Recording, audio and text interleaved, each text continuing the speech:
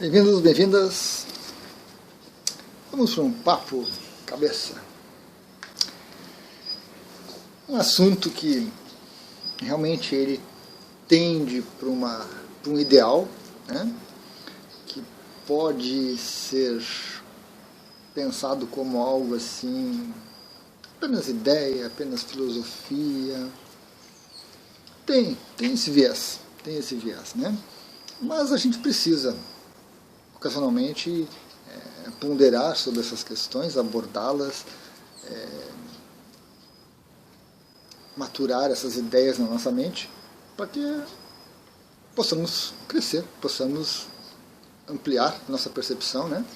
Senão o que acontece é que a gente vai ficando cada vez mais limitado, mais fechado, principalmente dentro de um mundinho que, por mais que tenham coisas que a gente não gosta, não concorda, não entende, está confortável, né? Então a gente não abre muitas possibilidades.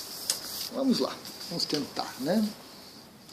Esse livro que eu já citei alguns vídeos tem sido fonte de muitos insights, muitas intuições, e normalmente os livros comigo funcionam assim, né? Eu leio uma vez, reviso, e aí começam a pegar algumas partes aqui e ali, e começam a vir essas intuições. Vai amadurecendo a teoria, vai amadurecendo a ideia, os conhecimentos, e eu vou integrando eles, né, na minha vida, nos meus conhecimentos também, vou expandindo. Nem sempre concordando, nem sempre criando conflito, mas se adaptando. E uma das coisas que esse livro trouxe aqui de muito, muito importante foi a questão da não dualidade. Que está presente no Tantra. E o Tantra não é aquela coisa de massagem, não é aquela coisa de sexo, não é essa visão, esse New Tantra que a gente tem no Ocidente. É uma escola filosófica, uma escola de pensamento, um sistema bem organizado, com práticas, com rituais, com vários processos, né? Que é o Tantra mais clássico, mais original, podemos dizer assim. Então, dentre as diversas linhagens do Tantra, nós temos algumas, não são todas, que são ditas não duais. Legal. E aí eu me encontrei muito dentro dessa visão. A minha maneira de pensar, de ver a vida, de olhar as coisas, né? Está muito conectado com isso. Então surgiu aí um embasamento. Embora a gente não tenha acesso a esses textos, a gente não tenha acesso a esses conhecimentos, mas é uma coisa muito intuitiva, é uma coisa muito assim de a gente amadurecer o pensamento mesmo e formar uma ideia, né, sobre essa questão. Nós temos um grande problema. Um impedimento, uma dificuldade, né, que nós somos duais por natureza. Certo? Nós somos seres duais. Começa pelo básico, homem e mulher, vai se expandindo. Começa pelo básico de dia e noite, luz e escuridão, bem e mal, amor e ódio, tudo mais. Então a expressão humana é uma expressão dual. É natural isso. Porém, esse natural nessa expressão humana, ela vem de uma visão imperfeita da realidade, ela vem de uma ignorância a respeito da realidade, ela vem fruto principalmente, com base nisso, nessa ignorância, essa visão imperfeita, de um condicionamento. Nós somos condicionados para a dualidade. Desde a mais tenra idade. Desde a mais tenra idade. Condicionamento que a gente absorve muito naturalmente, inconscientemente, vendo, ouvindo, interagindo, né? E vem a história humana, o desenvolvimento do ser humano como raça, o desenvolvimento do ser humano indivíduo, é um desenvolver dessa dualidade. A afirmação do ego é individualidade, é dualidade, né? Desenvolver da individualidade de cada um é dualidade. Então nós nos condicionamos com isso. Inconsciente, boa parte do tempo. Conscientemente, às vezes, quando a gente se depara com certas questões, a gente opta por um caminho. Então, em alguns casos, conceitos. E depois que nós estamos condicionados, nosso grande problema se torna o viés de confirmação. A gente busca apenas aquilo que corrobora a nossa ideia, aquilo que confirma a nossa ideia, aquilo que valida a nossa ideia. Quando a gente encontra uma visão diferente, a gente desvia o olhar, desvia o chakra frontal, entorta ele, desalinha ele, bloqueia e por aí vai. A nossa mente resiste, porque ela está muito confortável com a dualidade. Mesmo que a dualidade tenha questões, tenha dificuldades, tenha dúvidas, gere muita controvérsia, mesmo assim nós estamos satisfeitos. Então, para que eu vou seguir por outro caminho? Que eu não sei, não tem confirmação científica, não foi feita uma experiência, e por aí vai. Então, esse viés de confirmação, ele tende a manter o condicionamento e ampliar esse condicionamento. Legal. Porém, todavia, contudo e entretanto, para não usar o mas, o mas e o mais que está tão popular aí hoje em dia, confusão, Algumas pessoas, ao longo do tempo, alguns sábios, alguns yogis, alguns rishis, alguns gurus, dentro do seu processo de desenvolvimento, do seu processo de observar a realidade, das suas expansões de consciência, perceberam que tem outro caminho. Que há algo diferente. Que seria a não dualidade. Que basicamente é um processo inclusivo. O não dual abarca a realidade, abarca todas as realidades, todas as visões, todas as perspectivas, e é algo muito amplo. Mas essas mesmas pessoas, filósofos, muitos da vertente do Tantra, algumas linhagens do Tantra,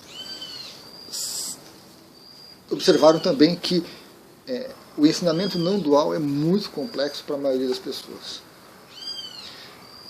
A maioria de nós precisa iniciar pelo dual e em algum momento começar a observar, começar a estudar, começar a ponderar sobre o não dual e se abrir para essa possibilidade não dualística. Então, a grande vantagem do não dual, que tira o não dual daquela coisa de filosofia, papo cabeça, idealismo, e traz ele para o dia a dia, traz ele para a nossa vida, para a nossa maneira de ver o mundo, de nos portar, de nos experimentarmos a jornada, é que ele é inclusivo. O não dual é inclusivo. Ele abrange tudo. E aí nós conseguimos trazer isso para a realidade. Aplicar isso no nosso dia a dia, no nosso desenvolvimento, nas nossas ideias e crenças. E buscar essa visão não dual, caminhar para ela.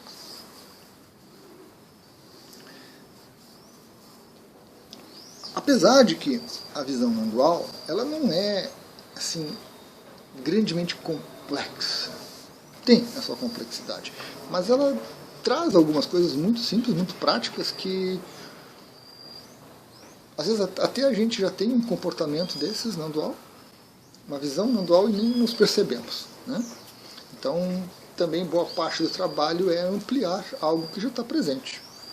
Foi assim um pouco comigo. Muito do que eu vivo, do que eu faço, do que eu penso, já está dentro de uma visão não dual.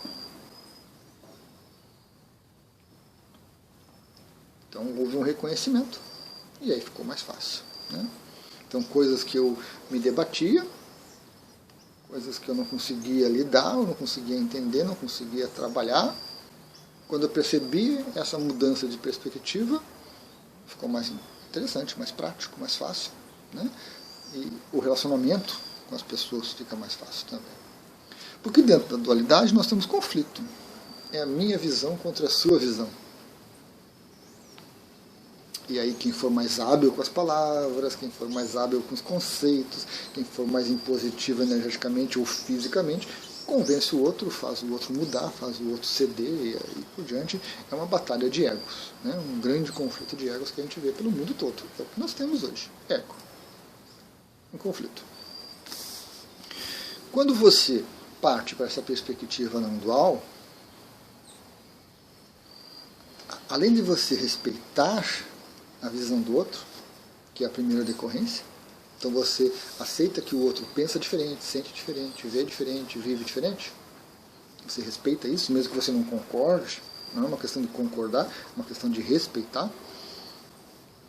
Isso se torna mais fácil porque você percebe que você tem a sua visão, a sua maneira, e o outro tem a maneira dele. E que ambas as maneiras estão muito bem. Não importa se a sua ou a dele é melhor ou pior, não importa qual é a mais eficiente ou não eficiente, as duas existem. É isso que traz a não-dualidade, esse acolhimento. Absorve. Né? Não apenas uma visão de vida, mas 8 bilhões de maneiras de viver diferentes. Muito semelhantes, mas muito diferentes. Então, essa perspectiva do não-dual, ela é realmente fantástica, fantástica, fantástica.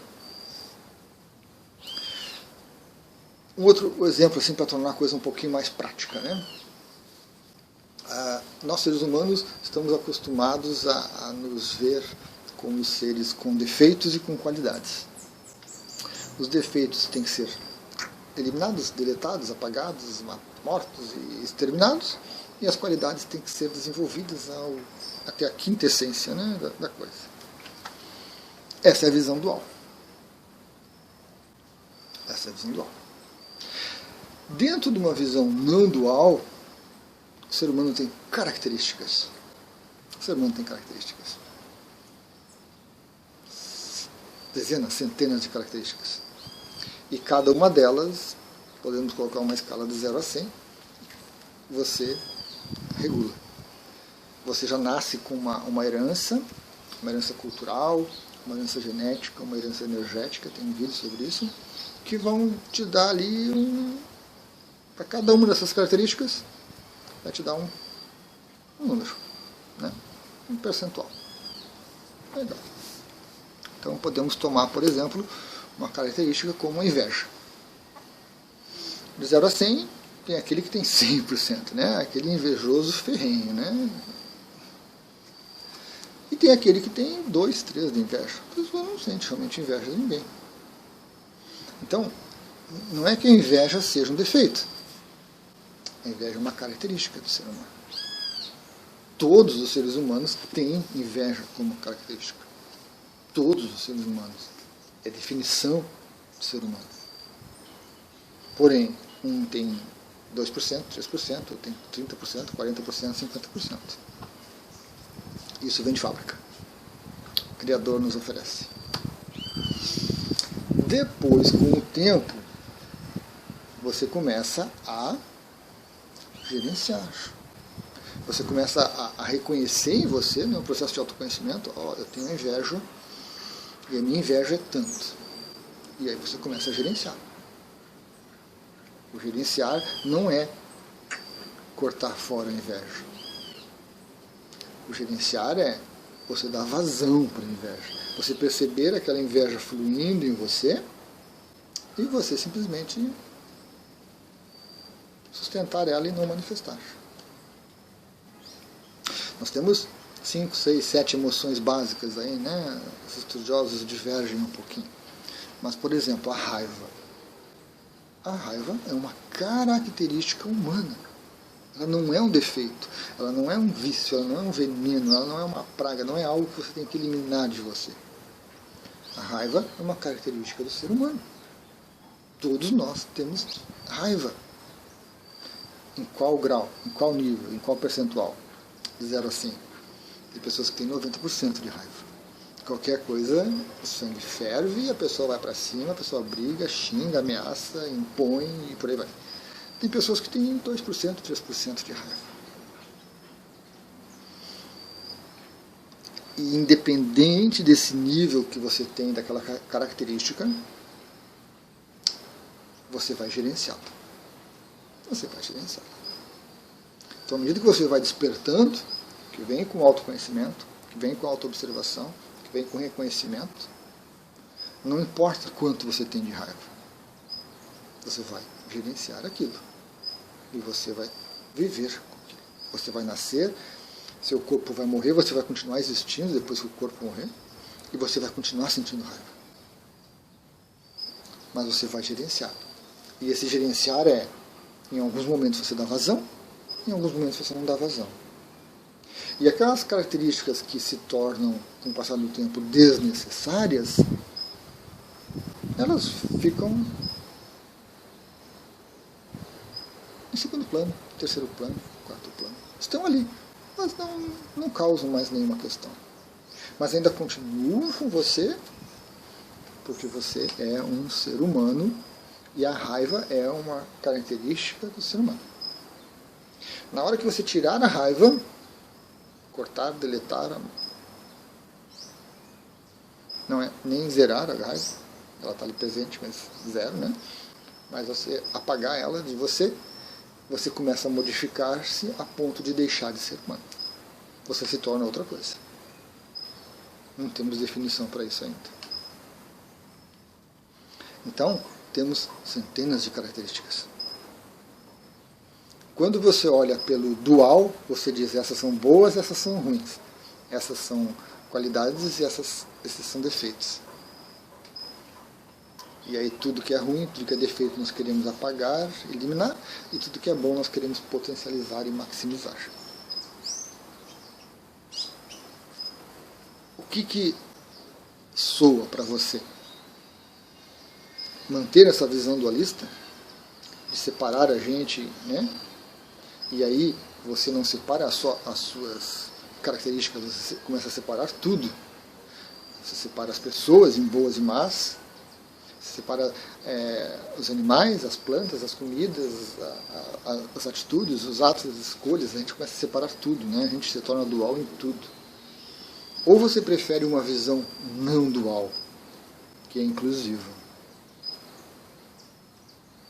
E aí o não dual não é simplesmente uma mera alteração de definição, de palavra. Eu uso característica e eu não uso defeito ou qualidade. É uma mudança de perspectiva. Porque dentro da visão não dual, os meus defeitos são os meus defeitos. Eles vão continuar ali, eles vão continuar atuando, funcionando, presentes de alguma forma, de algum nível. Mas como que eu lido com isso? Eu dou vazão para os meus defeitos sempre, sempre, sempre, sempre. Por exemplo, eu usava essa questão, usei em muitos atendimentos e conversas com muitas pessoas, às vezes até nem atendimentos, eram só aconselhamentos, coisa e tal. Perfeccionismo.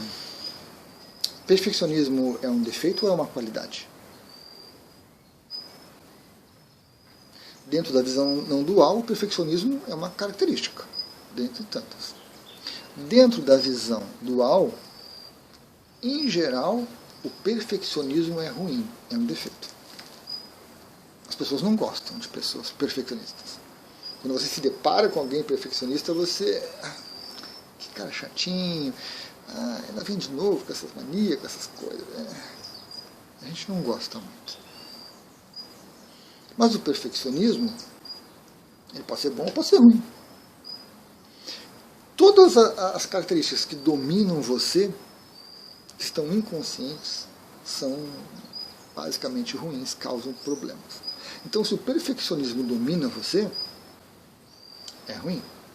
Porque você não coloca limite. Você quer ser perfeccionista no emprego, você quer ser perfeccionista na escola, você quer ser perfeccionista em casa, você quer ser perfeccionista com você mesmo, você estabelece padrões extremamente elevados e ninguém atinge, ninguém atende, nem você, e aquilo gera frustração, e aquilo gera incômodo, e você se torna uma pessoa cri-cri, você desenvolve um toque, né, um transtorno obsessivo compulsivo, porque você quer sempre a coisa certa, sempre perfeita, e a realidade nunca é como a gente quer, vira uma bola de neve horrível. As pessoas perfeccionistas são difíceis de lidar, porque elas se deixam dominar pela característica. Quando você começa a usar a característica de perfeccionismo, é totalmente diferente. O cenário muda totalmente. Ou seja, você não está dominado. Você tem consciência do perfeccionismo e você usa a seu favor. Você usa de acordo com a sua necessidade. Então, você está fazendo um determinado trabalho, montando uma planilha, colocando um piso, arrumando as pedras do jardim. Você deixa a característica perfeccionismo vir à tona. E você vai ser extremamente criterioso. Você vai ser extremamente certinho, correto, e vai arrumar tudo para que a coisa funcione. E determinadas atividades humanas, o perfeccionismo é fundamental. É fundamental para que a coisa funcione. Então você usa. Quando você sai daquela atividade, quando termina ela, quando ela não é mais necessária, você segura o perfeccionismo. Aí você chega em casa e você não precisa ser perfeccionista, passar o dedo nos móveis para ver se tem pó, ficar olhando os pratos, os copos para ver se tem sujeira. Você não precisa disso. Aí você já não é mais escravo da característica. Você usa a característica quando é necessária. Isso é não dual. Então muita gente é dessa maneira e não sabe. A pessoa dualista é aquela que é escrava do perfeccionismo. Está sempre sofrendo com ele, está sempre querendo colocar ele mesmo sabendo que vai dar errado. Se ela fizer uma avaliação mental clara, prática, direta, do uso do perfeccionismo dela, ela vê que não vai funcionar, que vai dar errado, que vai gerar sofrimento, que vai gerar problema. Ainda assim ela insiste, ela insiste, ela insiste, ela insiste. Uma pessoa que percebe o perfeccionismo como característica e que pode ser benéfico em alguns momentos, em algumas situações, ela começa a agir não dualisticamente. Porque aí ela não considera o perfeccionismo como defeito ou qualidade. Ela considera como uma característica que eu posso usar ou não usar, que eu posso escolher, que eu posso gerenciar. Então por isso que eu digo que muitos de nós já incluem aspectos não duais, mas que a gente não percebe. Não faz parte do dia a dia, né? Da maneira de pensar, da maneira de ver a vida. Então uma autoobservação vai trazer para você, de uma maneira surpreendente, às vezes, questões, ideias, conceitos nos quais você é não dual. Onde você não separa em bem e mal, em certo e errado, em pecado e coisa e tal. E isso é libertador. Perceber isso é libertador. Porque, pela própria natureza da nossa sociedade, da evolução do ser humano, a gente está sempre querendo eliminar os defeitos, apagar os defeitos e potencializar as qualidades e ser mais feliz, ter mais dinheiro, ter mais sucesso. Só que a gente não consegue. Não consegue isso. Ninguém consegue. Porque a dualidade, ela é parcial. Ou é um lado, ou é outro. E isso sempre deixa um gostinho de... tem alguma coisa faltando. Você está infeliz, mas o vizinho está infeliz. Meu Deus, como é que eu posso ser infeliz se meu vizinho está infeliz? Como é que eu posso ser feliz se a minha esposa está infeliz? Se meu parceiro está infeliz? Como é que eu posso ser feliz? Como é que eu vou ter direito a ser feliz com o outro tão próximo sendo infeliz? Essa é dualidade. E o outro não aceita, inclusive o outro não vai aceitar. Eu estou aqui sofrendo, eu estou aqui com problema, e você está infeliz na vida, cantando, subindo. Como isso? Como é que pode uma coisa dessas? Que absurdo! E muitos relacionamentos terminam por isso, porque a pessoa não consegue lidar, né, com a maneira do outro ser, com as oportunidades que o outro tem de ser feliz. Aí vem a inveja, vem o ciúme, né, e por aí vai. A sensibilidade aumenta, você só pode ser feliz mais comigo. Aí a pessoa vê o outro sendo feliz lá no trabalho, na escola, com os amigos, com os colegas, e vem o ciúme, vem a posse. Como assim você está sendo feliz com eles? Você tem que ser feliz comigo, você é minha, você é meu. Isso é dualidade. A não dualidade, ela é inclusiva. Ela inclui tudo. O bom e o mal, o certo e o errado, o pecador, o não pecador e assim por diante. O alto e o baixo.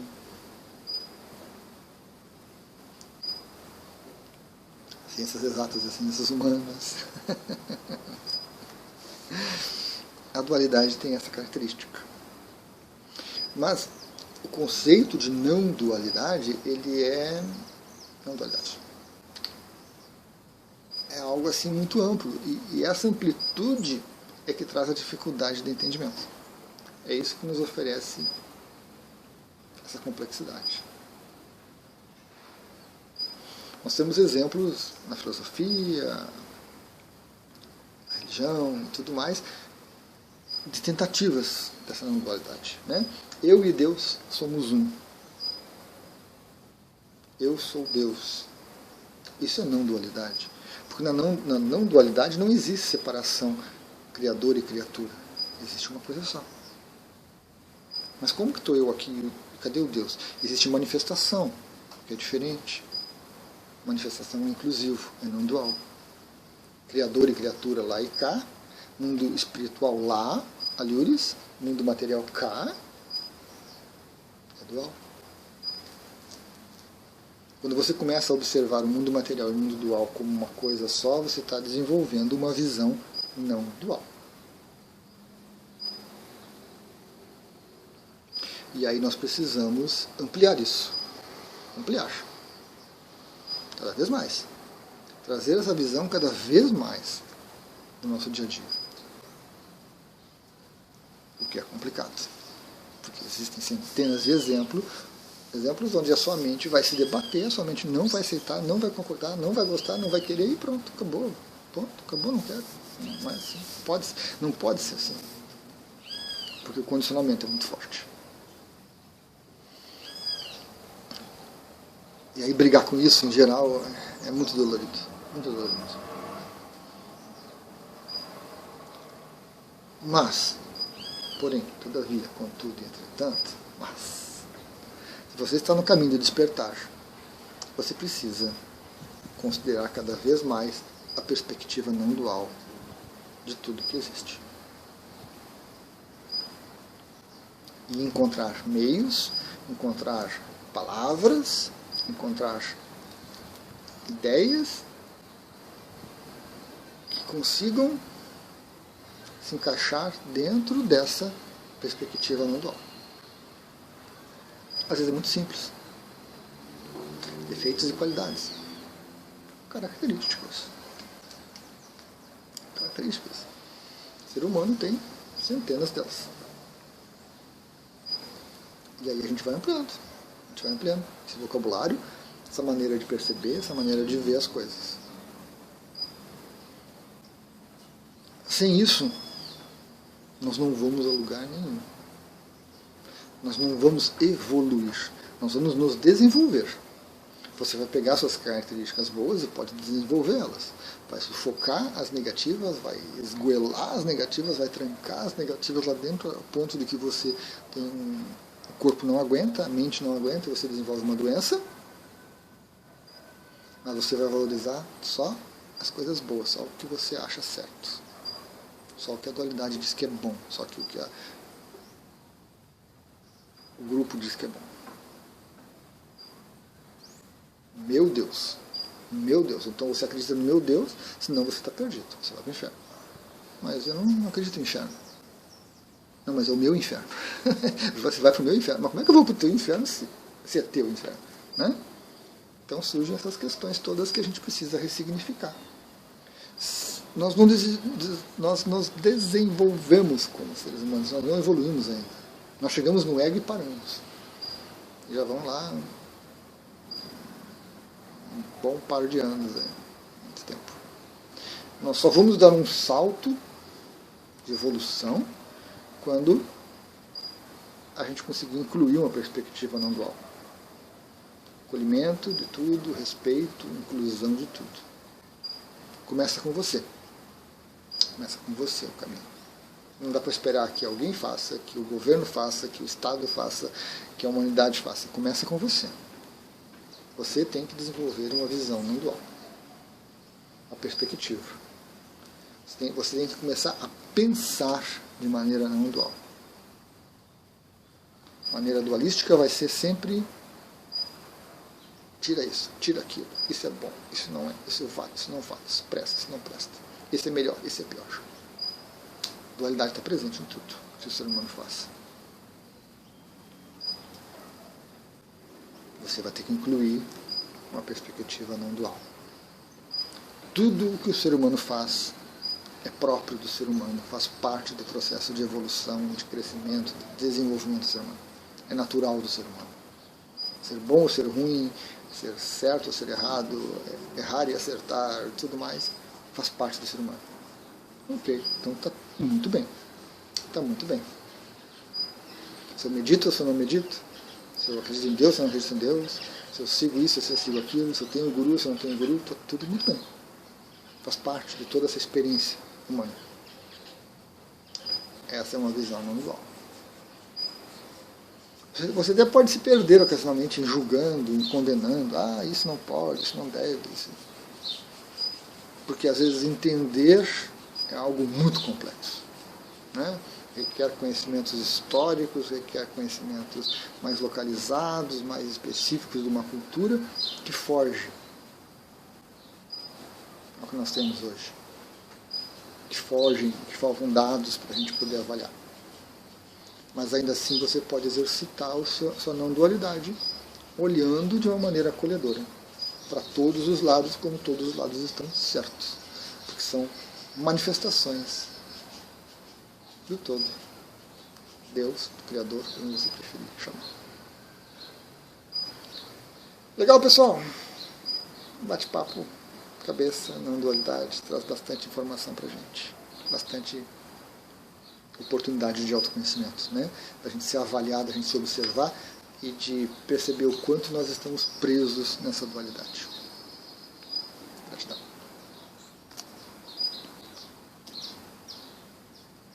Estou preso aqui dentro do vídeo. Que horror, que horror.